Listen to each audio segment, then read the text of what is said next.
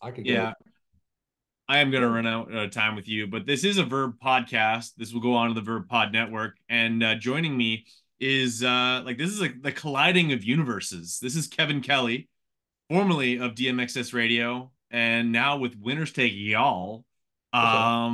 Yeah, to take a page out of your book, Kevin Kelly. Welcome Yeah. to the show, my friend.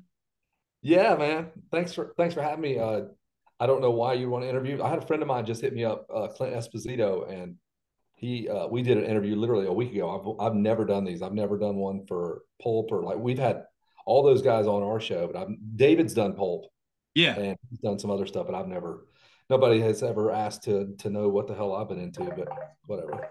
Uh, Well, and yeah, you're a busy guy. You're getting phone calls here and telemarketer, you there, know. but yeah, honestly, I think like for me, I've been around this long enough that I was like kind of unplugging my dad's fax machine so that I could get dial-up internet to be able to listen to DMXS radio and get in the chat room and make my username something funny to make you say like huge erection or something along those lines. As far as usernames and whatnot.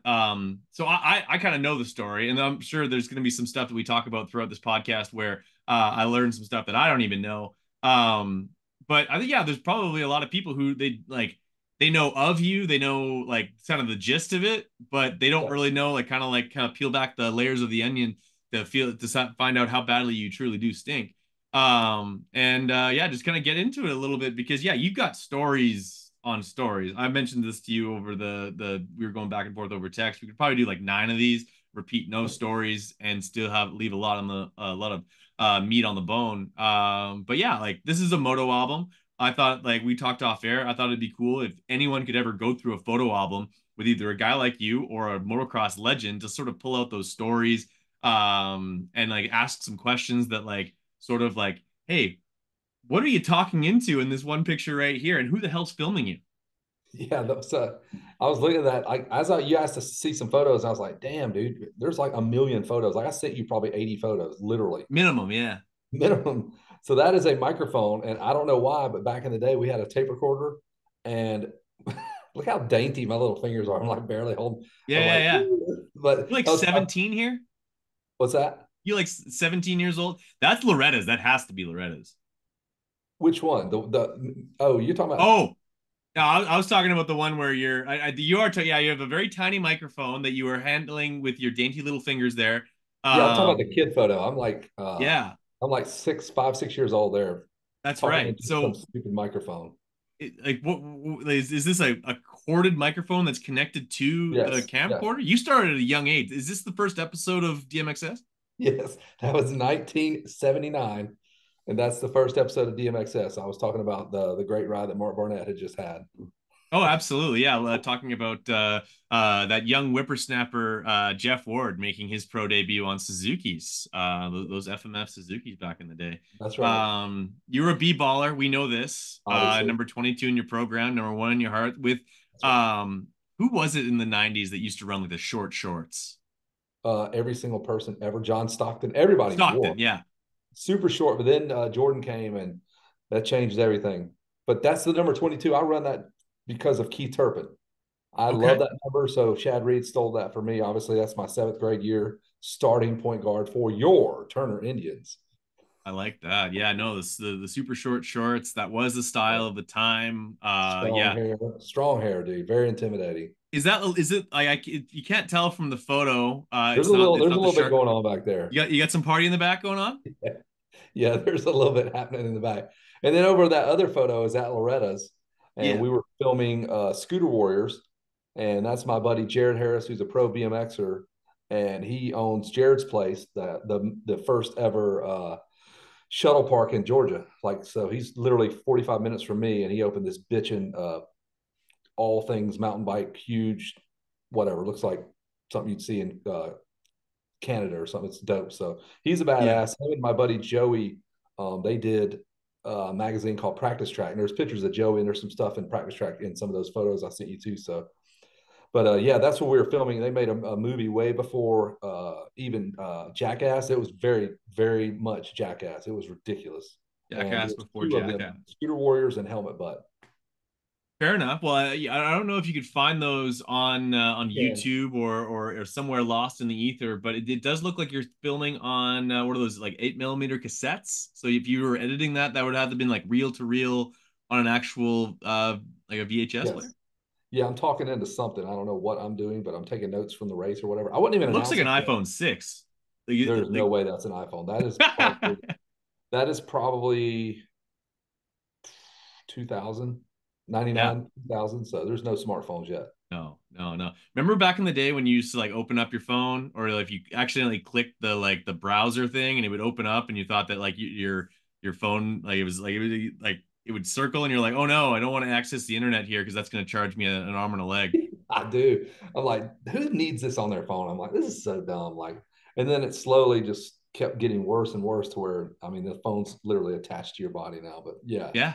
I do No, remember that. my phone gave me the nice advice or the maybe not advice, but it informed me that my average screen time last week was 6 hours a day, which is obscene.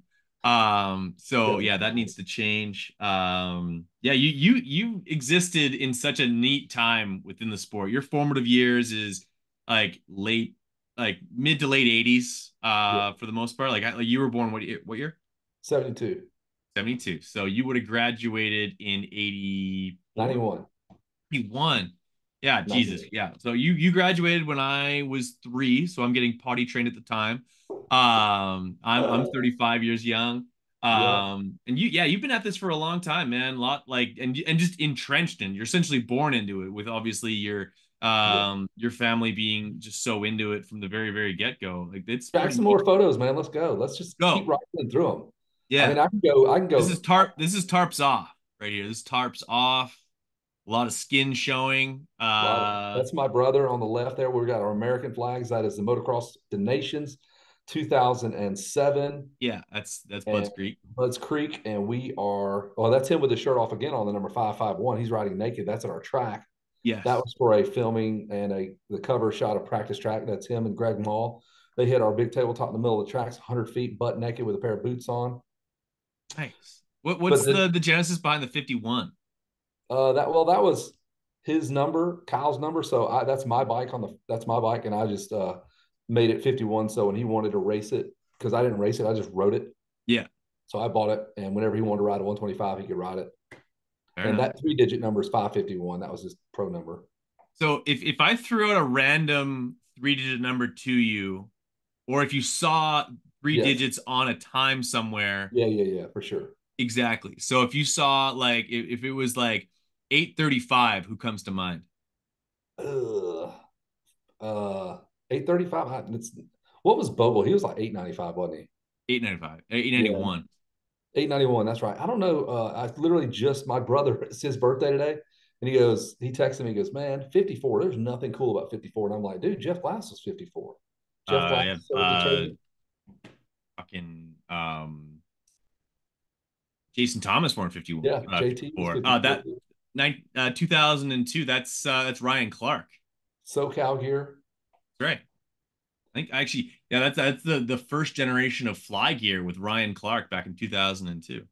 The 54. But yeah, that's not a number that gets talked about too often. You guys are probably best known for this though. This like you are the culprits. We And did. this is going to be available in audio. What we're looking at right here is the Believe the Hype t-shirts. You are to blame Oh, uh wholeheartedly. What was the well, they came by and did our show. Mike and Jeff and Tony and the Cooler, who was their I've met the cooler. the bodyguard dude. Yeah, pretty much for lack of a better term. But they wanted some shirts, and I owned a screen printing company where I did my show from. So I was like, "Oh, I got you on this." I said, "I can do whatever you want, whatever I want." They're like, "Yeah, for sure." So we did, uh, Believe the Hype, and then that 800 with a target on it. And David Iser tries to swear that he goes, "Yeah, I remember I came up with that." The lyrics. I'm like, David, you've never listened to any rap in your life. Like, what are you talking about? You would never know Believe the Hype. He's just so cheesy when it comes to that. So I'm like, no, no, Yeah. you didn't. I'm the idea guy. If you just pay attention to everything I've ever done, I'm always coming up with shit. Not to toot my own horn, but like I came up with the first podcast.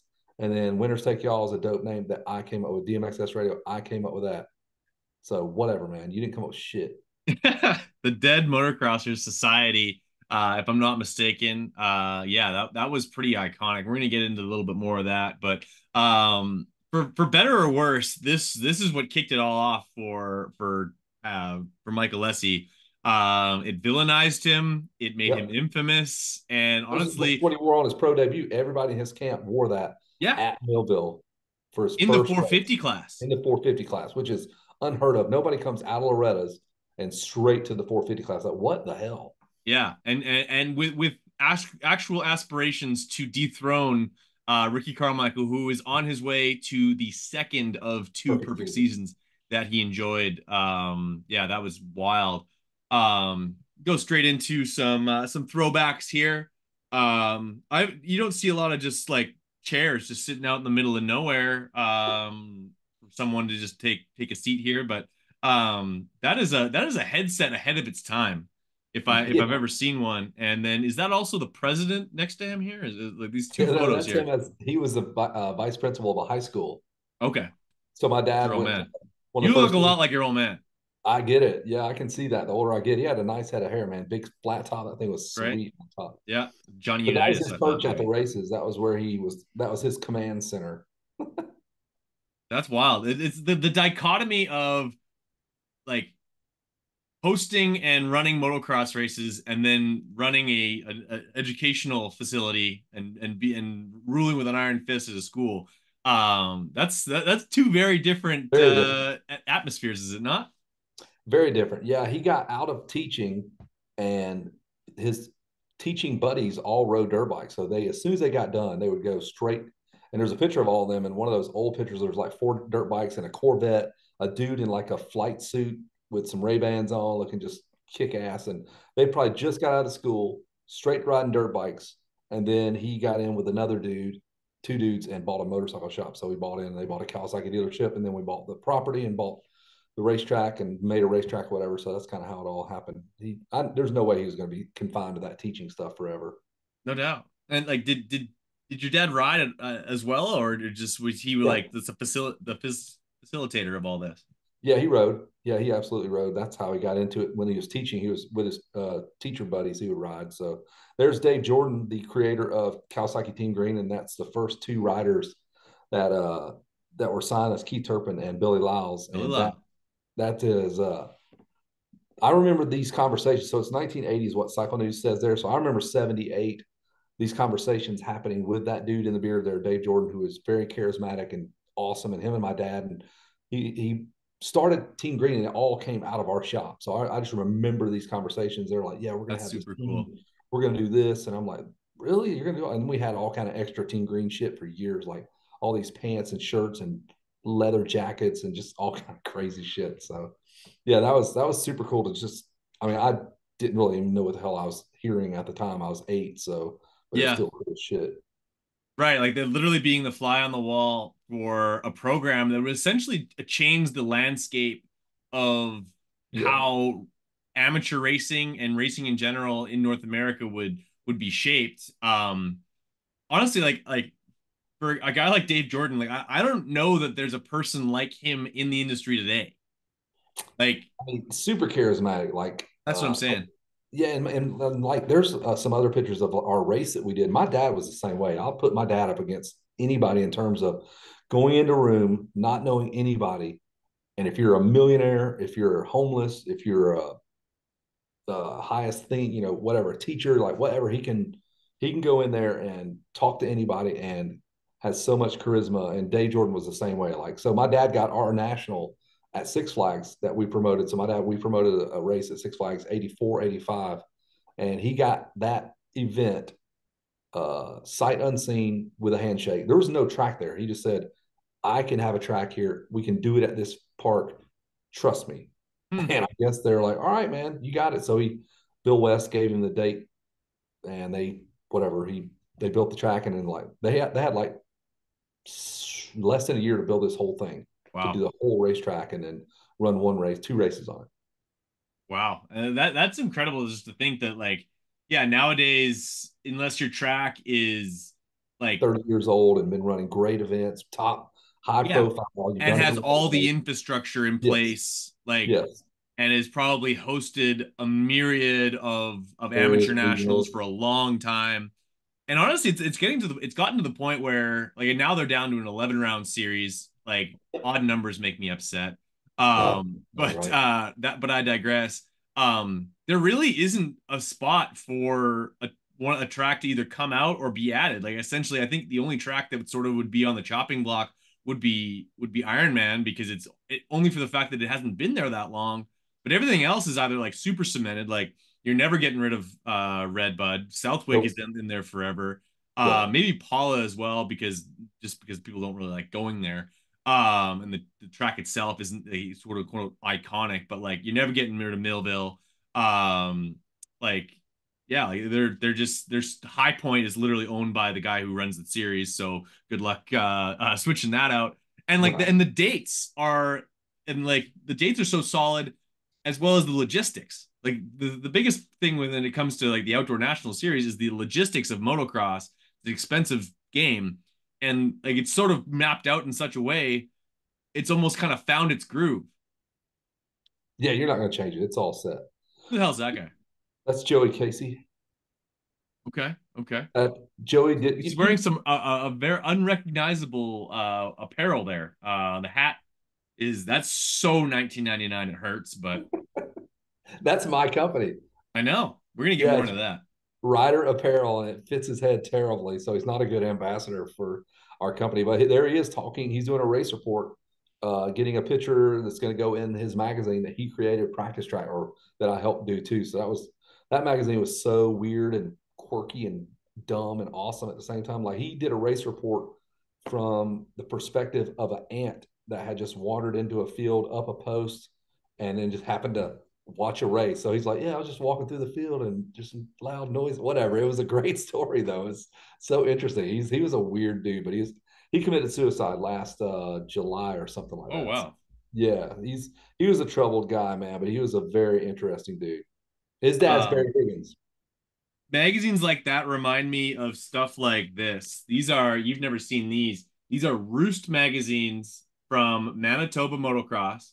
And these are very much like very many other regional motocross magazines that were, Yep. this one was started by Jason Friesen, who's just a local. And yeah, what I love about that stuff is that like they had like two or three people that would write articles. Like it was like usually one or two contributors. They actually sold advertising to it, and they'd get like local advertisers in it, Yeah. whether it was like realtors or car dealerships. Like Yeah, like a bell bonding company. That's what Joey had. yeah, Roll that next picture. Let's rapid fire. We're gonna go. yeah, Joey was awesome. Joey was the best. That is absolutely. that is our studio. It used to be at my house before my house burnt down, but that is John supposedly going to bring some more bikes over now.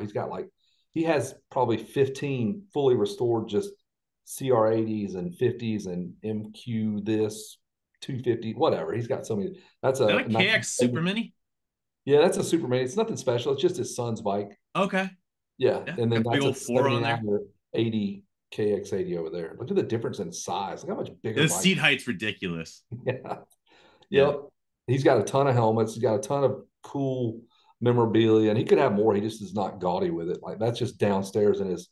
He's got two houses. He's got the one house he's living at currently. Then he's got a ridiculous house on the lake that he's about to move to, fully furnished, and that's where we had our New Year's Eve party where we were singing and doing karaoke. And he's ridiculous, but you never know he's a cajillionaire. No doubt. Yeah, he's very, very, very humble. Very. Like just calls it the way it is, though. I do like the Bob Hanna helmet and the There you go. 224. Is that Lachine or yeah, it's Yep. Lachine. Yep. Yeah, Lachine was his first year on Yamaha. 16-year-old. That's pretty special. I like that. The first motocross helmet I ever owned was a Bell Magnum with a Yep. fin fighter on the front. It was my dad's helmet, it wasn't mine. I still have it to this day, and it had the red peak on there. And here's a trivia question, or at least some useless knowledge for you. Everyone was like, "Oh, why do you have the number on the side of the helmet?" Well, that was AMA rule. You had to have that on there if you Yeah. raced professionally, because if there was a mud race, they had to be able to count you, right? Yeah, my mother, we all hand score. I can score a race, like I can score, tally, do the whole deal. My mom, from running our racetrack, how do you? go back and find your lap rider, circle and work your way back and all that good stuff. Hand scoring was that's all we ever did. We never had any kind of full time computer system like most tracks do now. Yeah, Next picture, that's an keep it art. moving. Look at that. What is this that I'm looking at? This is kind of this is a really cool program that you had going on for a number of years. I don't know if you still run it, but Still do it. Still do it yeah. right now. That is the Red Bull Mini Moto program we have. That everything you see on that left photo, the arcs, the bikes. There's 15 tuck blocks. There's like 100 cones. There's Mhm. 20 helmets, 20 knee pads, 20 gloves. You know the whole deal. Yeah, 12 motorcycles. The generator I've got now and a generator door on the up front, so it's not even in the box anymore. So perfect.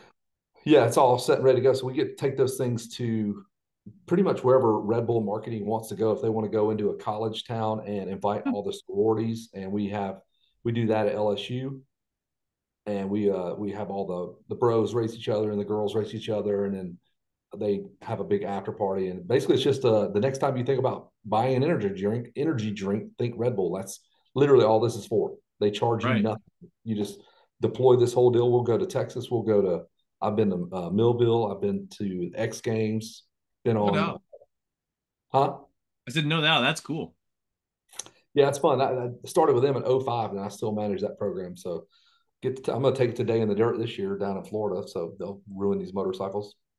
No doubt. How often do you go through stuff? Because like obviously it's no shortage of parts for these bikes because they've been making them since forever. To be But honest with you, we don't really do much. Tires, we'll pop a tire every now and again, but they've got hand guards on them with the big metal whatever. the bark busters, yeah, Yeah, so you're not ripping grips, you're not bending levers, you're just falling over. And we do it. We lay the course out super short, so the straightaways are super short, so you don't get an opportunity to get much speed. And yeah, that's the whole goal. Just keep it fun, simple. I like it.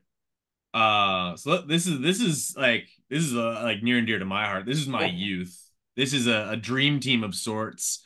Like whenever I think of DMXS, I think of like the two of you guys played off of each other, and it's funny you guys would often say that those often people couldn't tell the difference between the two of you.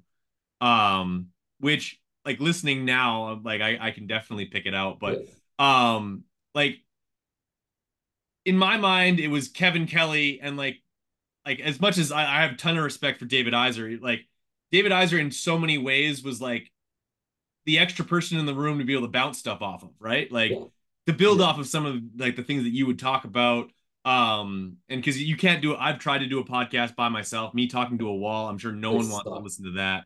Those suck. Um, but yeah, tell me a little bit about how this sort of like got started, the genesis of it, and you guys did a couple thousand episodes, like Tons. David's still doing them by himself, which I don't know how he's doing them, but he literally just had like Jordan Smith on, I cool. think last week. So yeah, he's still banging these things out. But that's me, Joey, and David's got his back to us. Joey's looking at David, and our guest is on the phone, and we had a little bit of equipment at that point, so it wasn't a A lot of complete joke. wires going on there. A lot of wires. Yeah, there was a that we did at my trophy shop though. That was my desk where I did graphic design work during the day, and then I would do the show at night, and it was fun as hell. And we our first guest was I think Tim Ferry, and we just my buddy was in Connecticut working for Cannondale, and I was like, dude, can you hear this? Like I tested it. There's like live 365. Can you hear me? And he's like, dude, I hear you. I'm like, oh shit.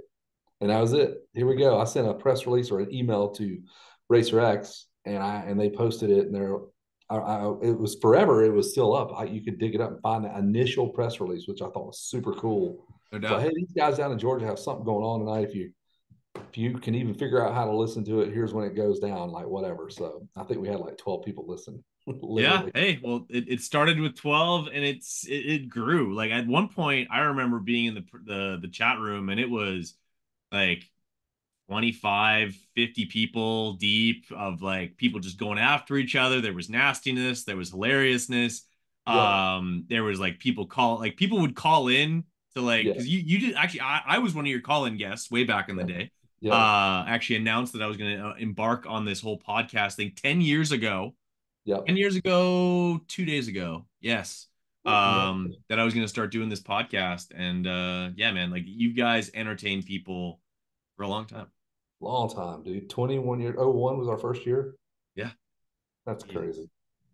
Um, for those who like this is an audio podcast, but what's on the screen now, unfortunately, is the remnants of a very sad situation, and not just because whoever your mason was decided not to put a sill around the top of the masonry work he did, but also the burnt down house around it.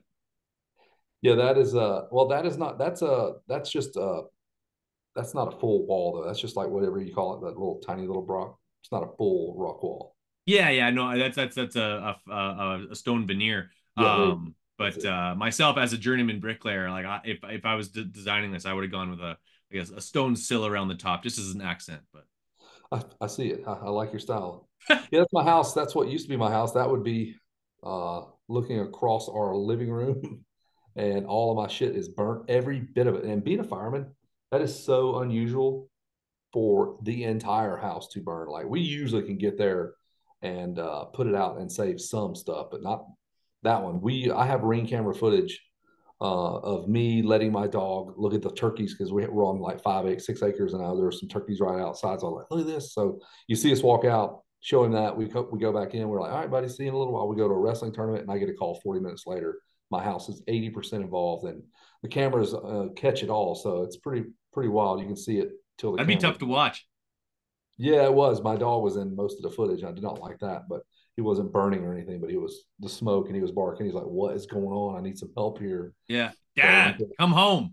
yeah, he was. We lost him, so that's a bummer. Sorry, man. Yeah, that'd be super tough. Like throughout this happened what 3 weeks ago, 4 weeks ago? No, this happened Thanksgiving, November Oh, 18th. okay. Yeah, November 18th. So Oh, wow. yeah, we're in a townhouse as we're rebuilding. I was not even in that house for a year. It was 11 months. Wow. That's a brand new custom design by my wife.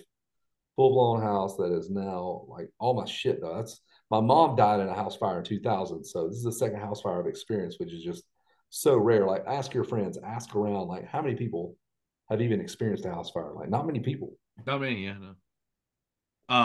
Yeah, like I gotta imagine over the last 3, 4 months, something comes to mind where you're like, oh, where is that? And you're Yeah, like, it oh, sucks.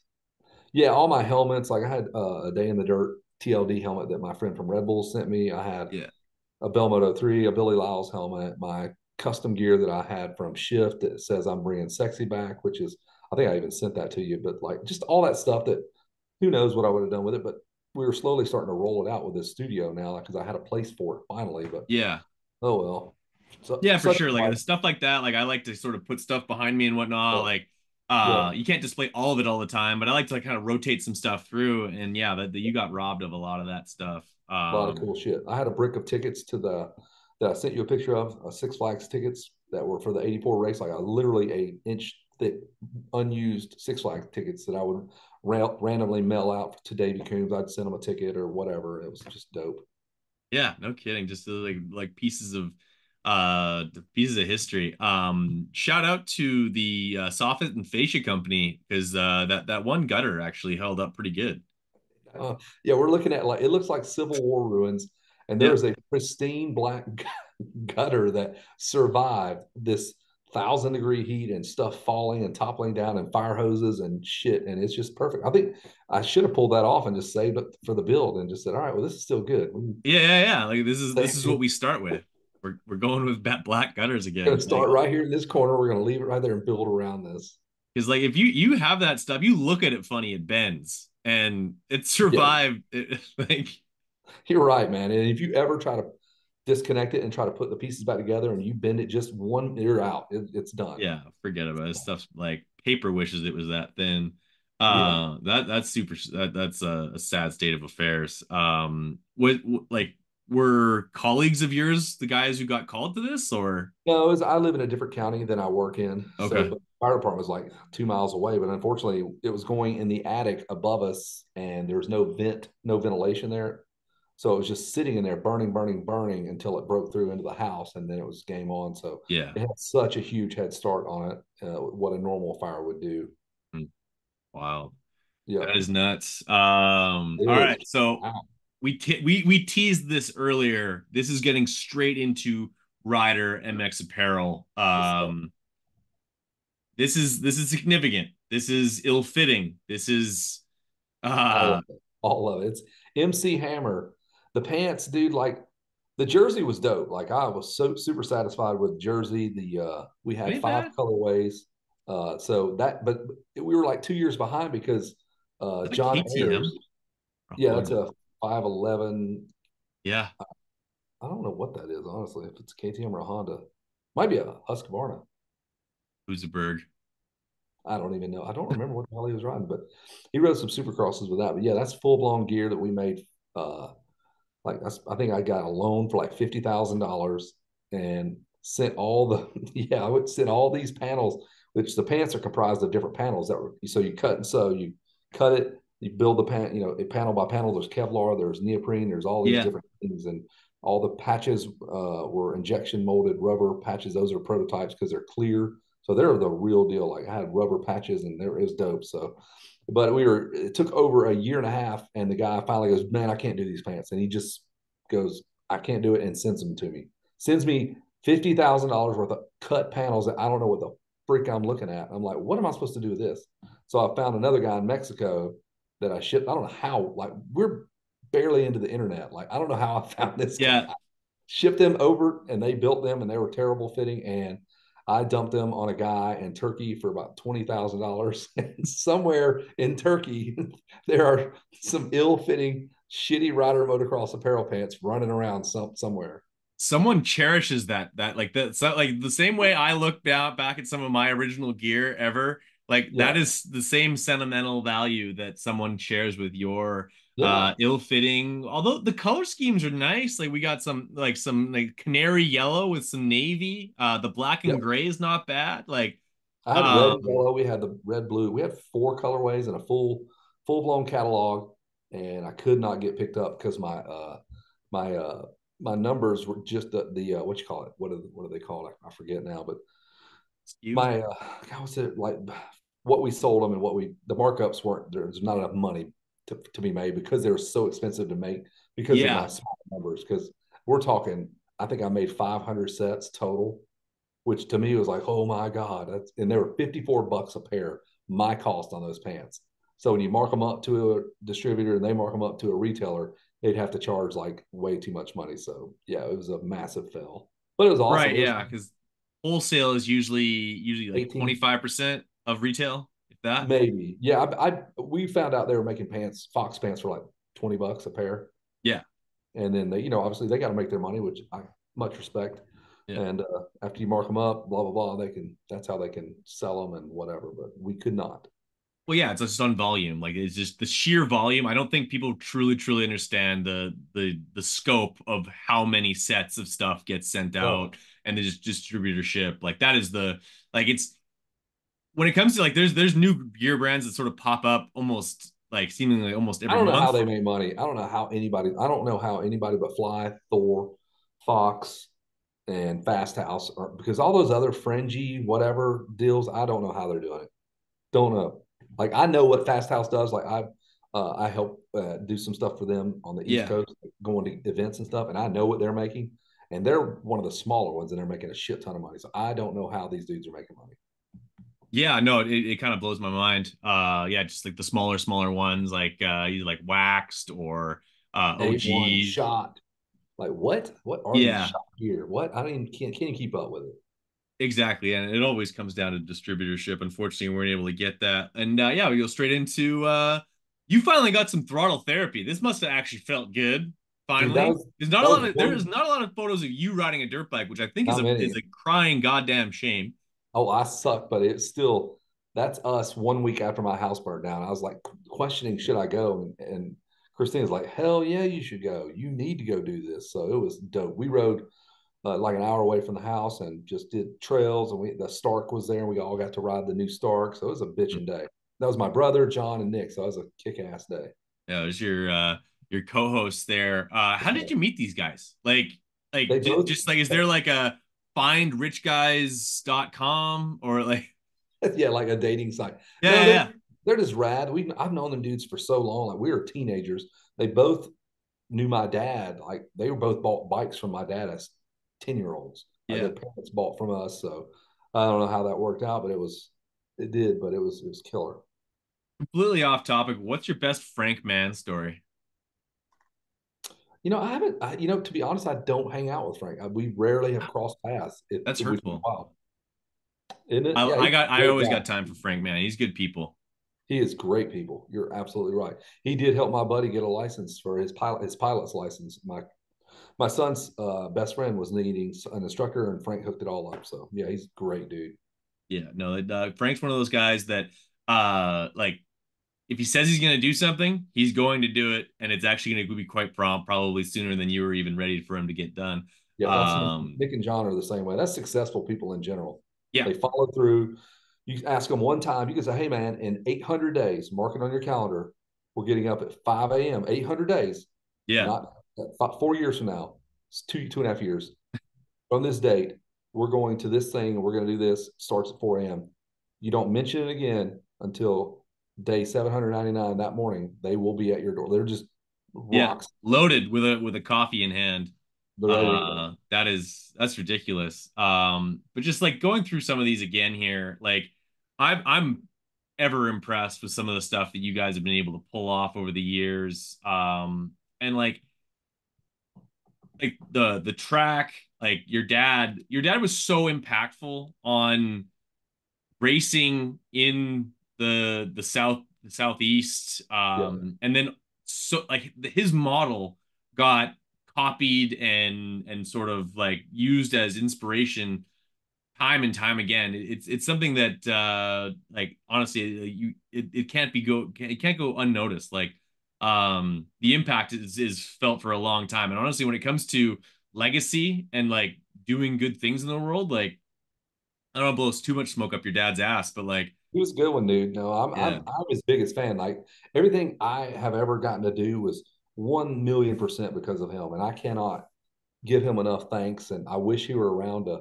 He saw a lot of it. Like he never once went to our show or listened to it or whatever. Which I don't care about that, but he knew it was happening. He knew it was cool, and people would mention it or whatever. But like, yeah, it's 100% because of him. Like his his fearlessness to go and try something like opening up a motorcycle shop and a motocross track 1 year after quitting being a vice principal teacher. The dude was fearless. He had complete confidence in himself and surrounded himself with just killer people, honest people. You never heard, like, ever heard a shit story about my dad, like owing somebody money, not paying somebody. I've never, like, I just have never heard it. Like, the dude was just rock solid.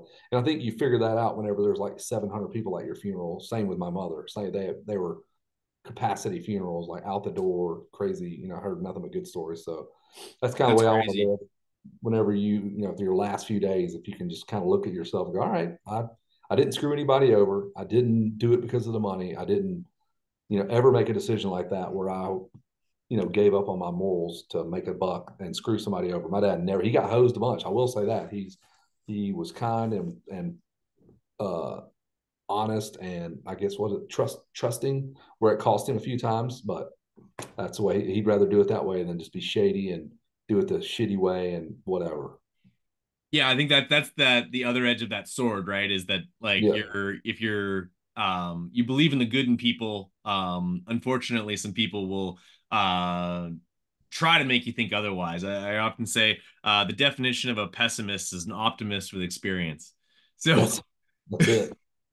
but I got to imagine that a lot of that rubbed off on you, like from a very young age, like entrepreneurial and wanting to like you put yourself out there when it like whatever the event is, if it has dirt bikes involved, if it doesn't have dirt bikes involved, you be there. And I think one of the things that I was sort of like what's rubbed off on me from you is just being able to like whenever the lights come on, showtime.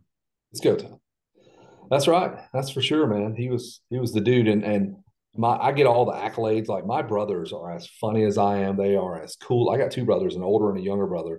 They both can rip on a motorcycle. They both were hugely important to that track. Like I did a lot of the marketing side for the track and announcing, but the reason that track was dope when you pulled in the gate was because those two guys could kick ass on a dozer, a bobcat, or whatever, and they were just a huge. So anyway, I just like to give them love because they're always, oh Sure. man, so cool. Like, man, those two dudes are awesome. Kyle, my brother, is killer. Ken, my brother, is awesome, and they're just like my pops. So for you guys with Winners Take Y'all, and if people aren't already listening to that on a regular basis, give your head a shake. You need to. What is sort of like? I think I sort of see this sort of just growing and evolving organically. Like I don't think you. I don't like you could be. I could be completely wrong, but I don't know that you have like a grandiose plan of what it's going to be. But like just letting it grow to what it's going to be is sort of my feeling that I'm getting. Yeah, I don't think. Or I'm wrong. No, John has asked me. John's like super successful, and he's a big planner. And he goes, well, he goes, what do you want to do with this show? And I'm like, that's a great question. I don't.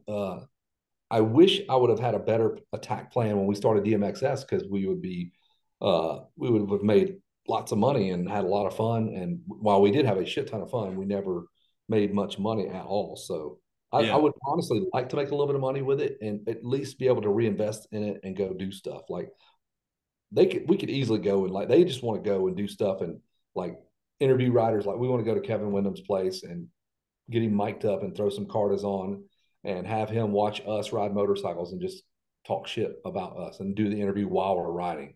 And they Yeah. have the means to do it. That's why we bought the 3 bikes. So we're going to go and meet up with them and ride and let him talk shit. Ricky said he would do it just to have him go, what are you doing? You get out of the way. I want that to happen so bad. I want him to be like, you suck so bad. I'm like, yes, yes, I do. So I don't really know in terms of where this leads, but John has asked me that. He goes, what do you want to do, man? I'm like, I really don't know. He's super successful. So I know that's the way his brain works, but I'm so fly by the seat of my pants that who knows? I need to do something with it and monetize it in some way, I think.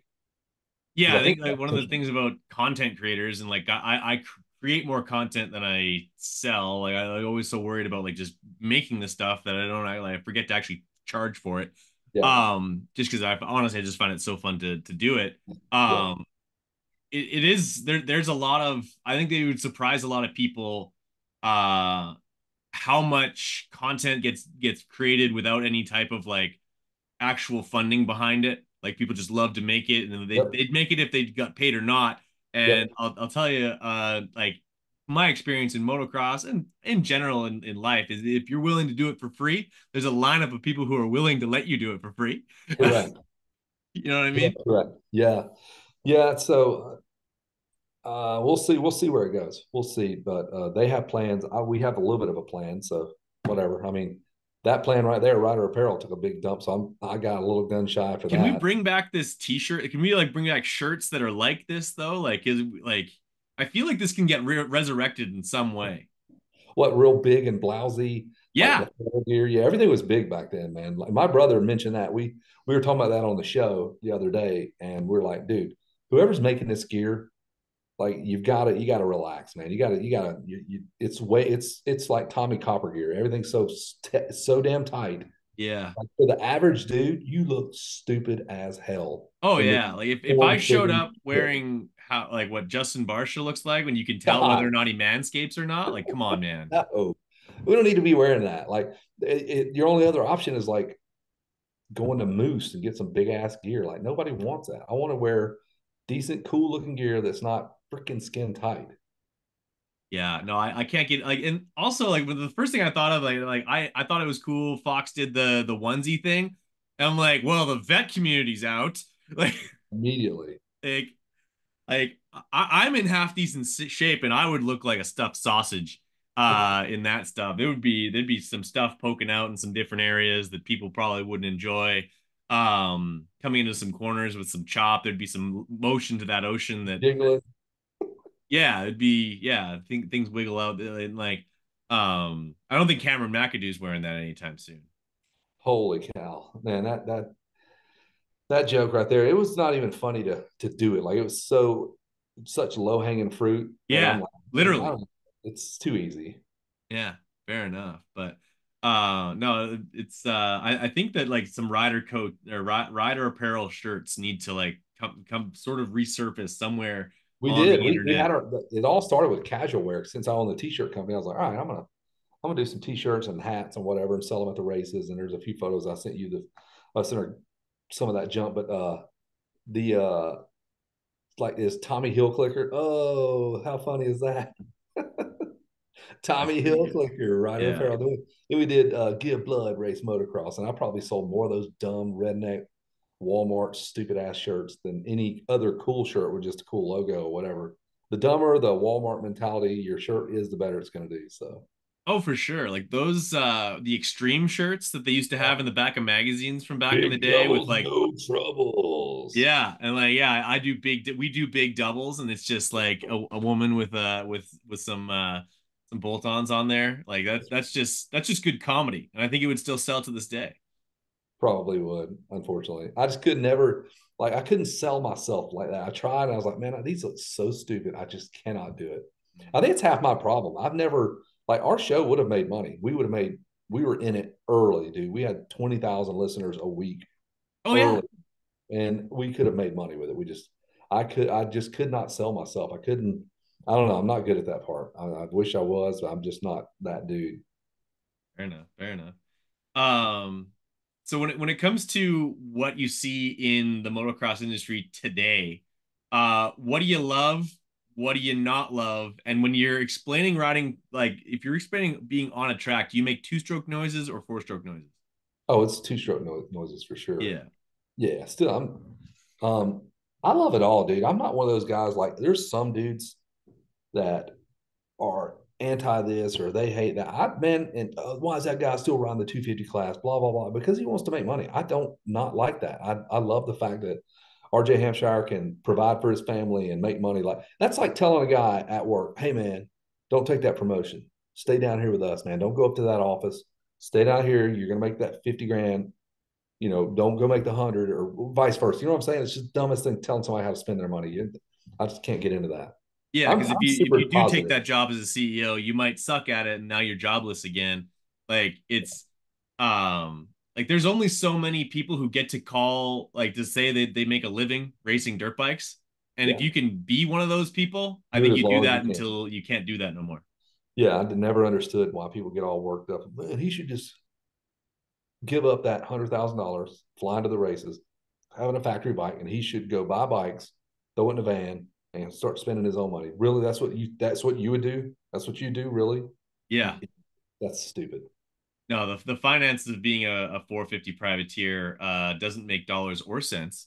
No. But there's still guys who do it. Like what God always bless blows him. me away is like guys who continue like a guy like Josh Greco. I have all the respect in the world for a guy like Josh Greco because he just like whether it makes sense or not, he goes out there and rides and like he gets all his own sponsors and he might change them out almost on an hour like on a yearly Weekly basis basis. because like relationships are tough to continue to foster and this that and anything. But yeah, like we're going on like 14 years of him lining up. That's insane. So he got to be the one of the longest Got it. running privateers. I would say so. Like Well, he's who never else has actually had got? a real ride, so to speak, like on like No. a quote unquote team that would have any type of support on it. I Are think you his seriously? He's all been doing this for 14 years. minimum. Wow, I did not know that. Yeah. No, he goes back to like 2011 or 2010. Like he's not a young guy. He's like I think he's 30. How? I mean, does he make enough? He I gotta, must. I gotta get this guy on the show. I gotta talk to this guy. Yeah, honestly, I think that like that is maybe one of the better untold stories within the industry is a guy like How him have you done who this? has Yeah, like he has like it's like he's just sort of like keeps the hacky sack in the air. just keeps it moving. Yeah. And like there's tons of guys like him too, but like he's certainly one of them that's just sort of very consistent that way. Like almost every year I'm waiting for some sort of announcement that like, hey, I decided to like hang I'm gonna drywall work at for a Home living. Depot. And he's like, Is he nope, married? Does he have kids? Do you know any of this stuff? he is engaged. I don't think he has kids. He does have a raccoon. Okay. Uh, although I don't know if he still has that raccoon. But yeah, he is engaged, and to my knowledge, I could be completely full of it. But if I'm not mistaken, his fiance used to work at a Hooters, and she would pick up shifts at like Hooters nearby wherever he was Come racing. on. I'm not kidding. What? A traveling Hooters nurse? Yeah. The wardrobe is the same regardless. Like those things are Yeah. nationwide. You just drive in, you just drive down the road in that Hooters outfit, and you see a Hooters on the way, you're like, hey man, we're a little short for gas. 3 hours over this Hooters, I'll just hang out. You bang out $80, and we'll keep this show going. For sure. No, I think like it's just quick. Or like I think one of the privateers used to, or maybe he still does, have his girlfriend be a 30-second board girl at an arena cross. Yeah, We got to talk. Okay, we I can't let you off this without talking about Buku Arena Cross. First of dude, all, yeah, dude, Buku Arena Cross was unreal, and that was also a time when there was about 15,000 different energy drinks that existed. There was Buku, there was Unbound, there was something called Balls energy drink spelt differently. yeah. It was flooded at one point, and Buku was one of them. And yeah, you were on the floor doing all kinds of shit. What's that and everything? That was Buku was all about get this race over with so we can immediately go party. Yeah. Dude, I will put those 2 years of drinking on the road, 14 straight weekends with Wes Kane Yes. Oh, the up stories. anything I've ever done, dude. Like I have seen it all. I've seen that man naked more times than I care to admit. And I've seen him pull women I mean, it's just nuts what I've seen that guy do. Had I not been there, I'd be like, you're so full of shit. Dude, seriously. This woman, after one in Minnesota, I mean, she was the arena manager. And as soon as we were done, she goes, hey, yells down at Wes. She goes, me and you, we are going out tonight. And he's like, yes, we are. And I'm like, I'm standing right next to him. I'm like, what are you Yes, talking ma'am. about?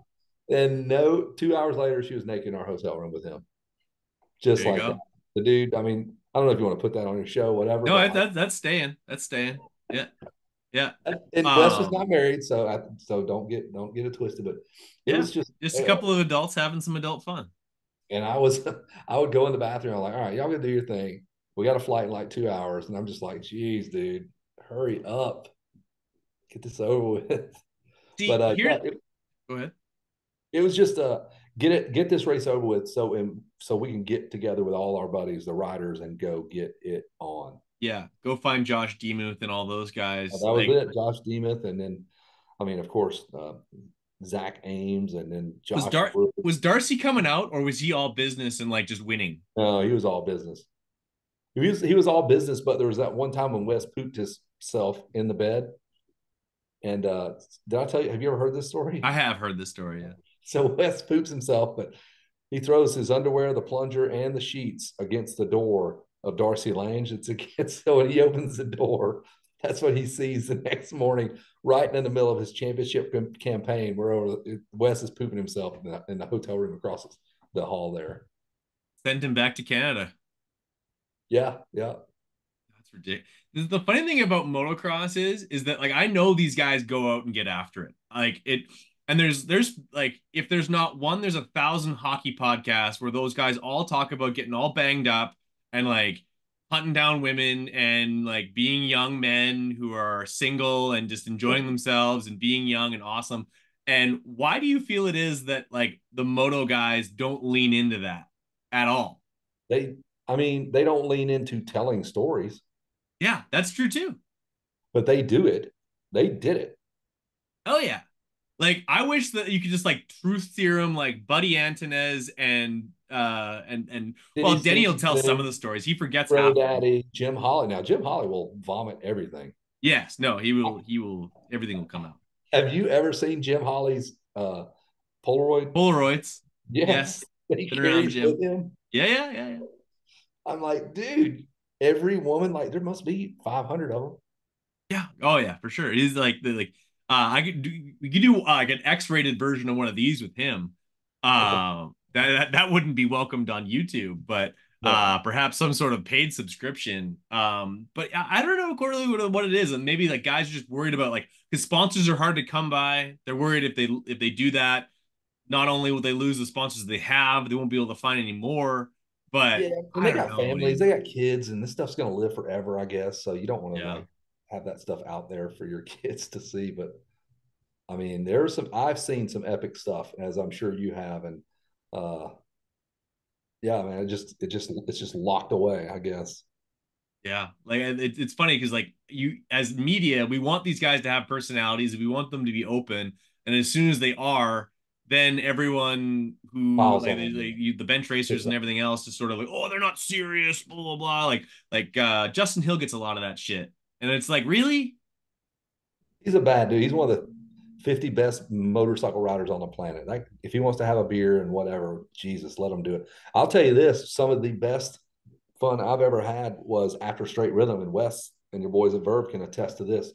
Our hotel was there's nowhere to go. So in Pomona, Yeah, where all the riders, the track crew from Jason Baker to whatever, all those dudes stay in the same hotel. As soon as it's over, they have a bar there at the hotel, which is a recipe for awesomeness. Like, I love that. And then the bar closes at like 1, and traffic. We move. Everybody goes and gets all the liquor they have in their hotel rooms, brings it down into the lobby. The lobby's super cool with us, the Sheraton, to go like, you guys let it rip. Travis Pastrana, Sipes is blacked out on a couch. We just holding court with Crane and Wes, and it is one of with Garth Milan. It's one of the most epic. 2 times that's happened. Those are, you know what I mean. Those organic yeah, gatherings. yeah. It just You kind of get like happens. a well lubricated weege, and like he Oh, starts to loosen the screws a little bit. so good, man. I've got video of it too, man. I'll have to send it to you. It is. I made like a time lapse stuff. It's like a wilting flower of everybody just dying in this lobby. Yeah, well, So man, good. I've shared a hotel room and unfortunately a double bed with one Ryan Sipes in Colorado. Yeah, And dude, you that bet. guy likes He to gets have in. himself some fun. He gets it in. His wife Yeah, Holly's right there with him, so it's good, clean fun. Nobody's getting hurt. that's right. There you go. And that'll happen probably at the Gypsy 500, I'm sure. For sure. Are you making it out to any of the Verb Shred Tour events? I know that one happens to be at the same time as Day in the Dirt South, but do you Yeah, circle I'll your be at Dayton calendar for Dirt any of there. those? I'm trying to make it to the one in Mesquite. The World Mini? Yes. Okay. Okay. Yeah. But I've just got to sort out a wrestling tournament. So if Caleb makes, if he places in the state, then we're going to go to the Nationals in Virginia Beach, which is that same weekend. So I have to kind of wait.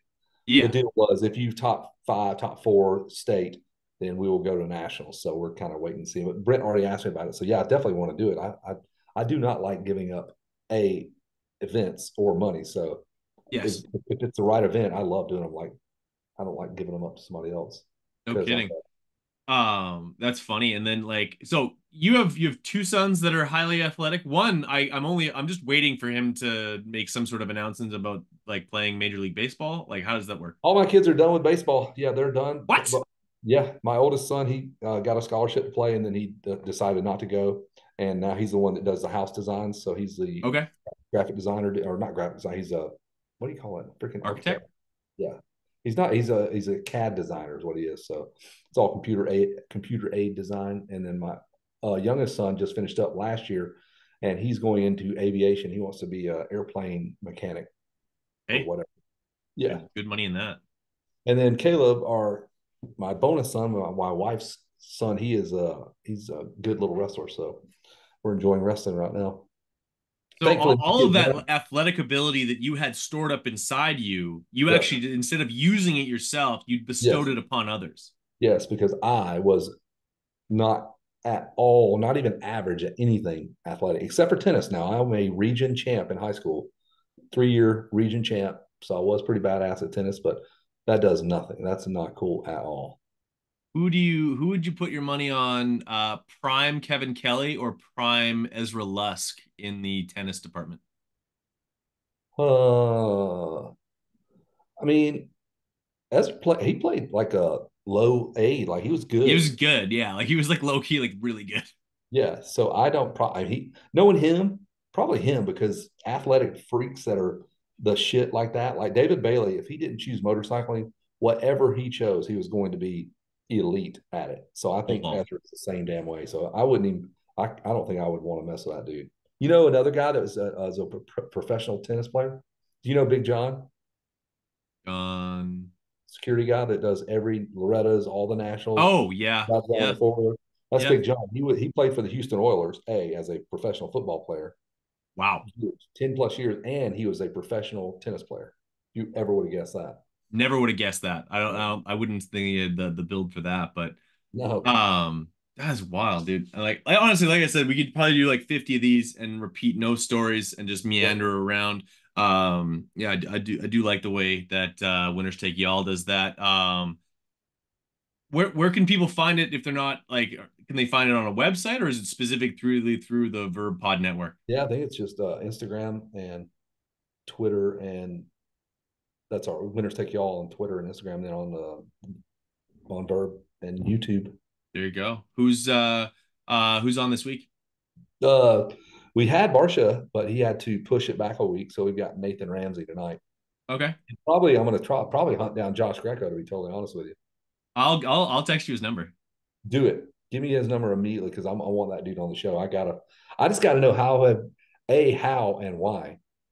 Like, you must Yes, love riding dirt bikes, or do you not want to get a regular job? And I'm not mad at you if that's it's really the answer. both. It's Why not? I mean, don't grow up, dude. You got plenty of years to do that shit. yeah, no, I actually might do an article on Verb about Josh Greco being the real Peter Pan. Um, but it's just like the Lost Boys that don't grow up. I love it. But Kevin, this has been so much fun. I can't wait for you to actually invite me onto Winners Take Y'all, or maybe I'll just have to Come take in. like a plane, a train, or an automobile to come down and just crash the studio. You could absolutely, you could do it. And then we could go riding and maybe whenever they do a shred tour in South Carolina, Yep. that's not that far from us. So Yeah, get I you think guys there's all one on plan the for the weekend. Shoals. There's a Gypsy 500 East in December. I believe it's December 7th or so, So whatever sick. that. Yeah. So, as we're knocking on the door at Christmas, it's usually pretty cold up here, here in Canada, at that time of year. So, yeah, we might You want to circle get that. out. Any reason to leave. Uh, that's essentially my mentality. But yeah, this has been fun. Awesome, man. Thanks for having me on, brother. Thank you, and yeah, thanks for making the time. We'll cut things off